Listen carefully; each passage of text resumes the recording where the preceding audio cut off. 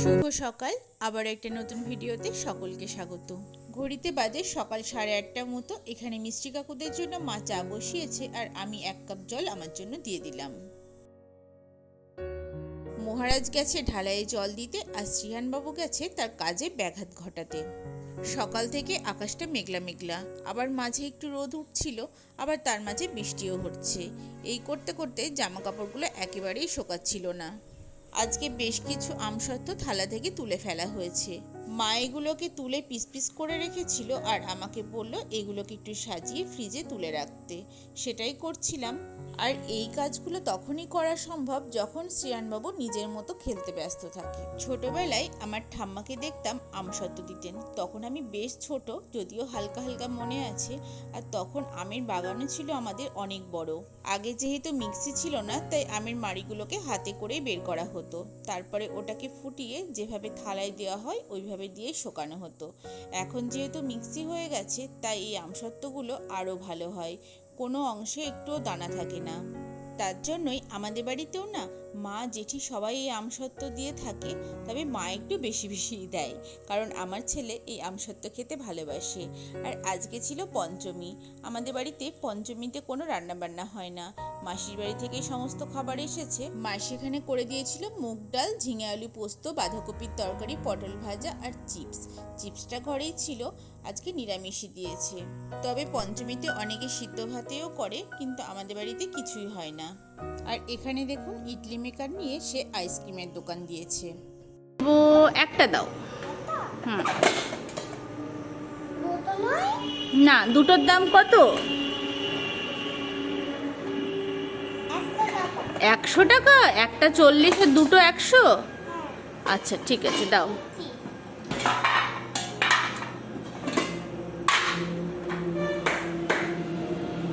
সারাদিন ঘরে থাকতে থাকতে বিকেলবেলা মনটা চাই বাইরে গিয়ে একটু খোলা আকাশের নিচে ঘুরতে।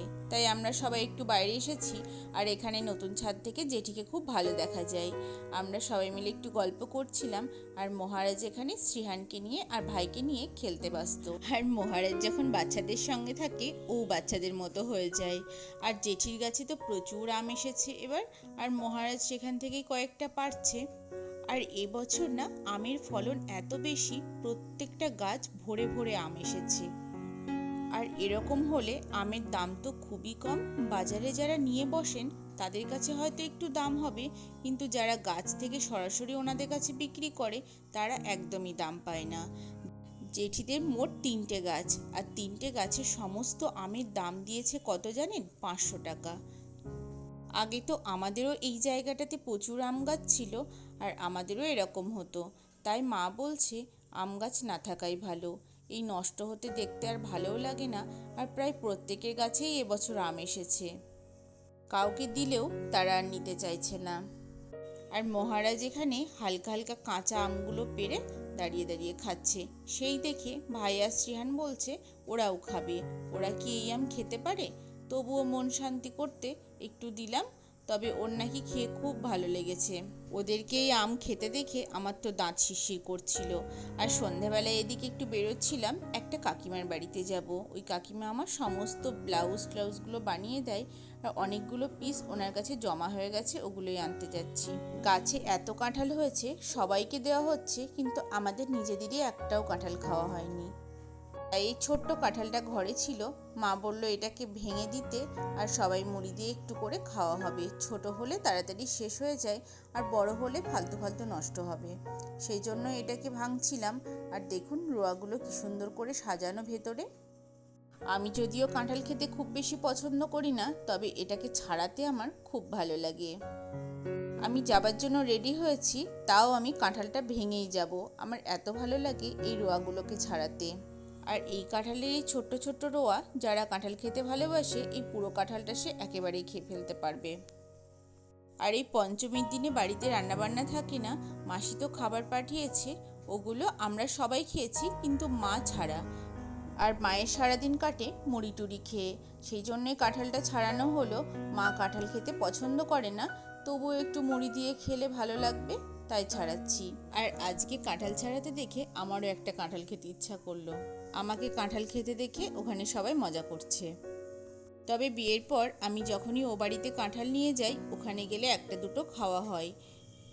আর মহারাজের কোমরে লেগেছে, সেই জন্য সে ওষুধ নিয়ে এসেছে ডাক্তার দেখিয়ে। আর আমাকে এখানে ওষুধগুলো দেখাচ্ছিল, কখন কোনটা খেতে হবে ওকে বলে দিচ্ছিলাম। মহারাজের অল্প যদি কিছু হয় ও ভীষণ ভয় পেয়ে যায় আর তাড়াতাড়ি করে চলে যাবে ডাক্তারের কাছে। আর আমি মহারাজকে মায়ের মতো করে অত সুন্দর বোঝাতে পারি না। এখন আবার দেখি মায়ের দেখে দেখে শ্রীহানও শিখে গেছে ওর সাথে কথা বলা। বাড়িতে আসা মাত্রই ঝমঝম করে বৃষ্টি নেমেছে, ভাগ্যিস তাড়াতাড়ি চলে এসেছি, না হলে আর বেরোতেই পারতাম না। শ্রীহানবাবু সন্ধ্যাবেলায় লিখতে বসেছে, আর মহারাজের হঠাৎ করে ইচ্ছা হয়েছে শ্রীহানকে নিয়ে ছবি তোলার। সমস্ত লাইটগুলো জ্বেলে দিয়েছে, এবার আমাকে ছবি তুলে দিতে বলছে।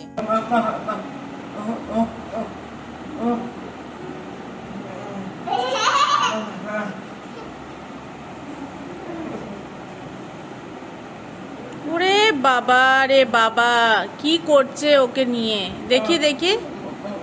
আর এখানে দেখুন সে লিপস্টিক দিয়ে কি কাণ্ডটা করেছে মুখের। আজকে এই পর্যন্তই, আর আসছি নতুন কোনো ভিডিও নিয়ে। কেমন লাগলো ভিডিওটা অবশ্যই একটা কমেন্ট করে জানাবেন, ভালো লাগলে একটা লাইক করে দেবেন।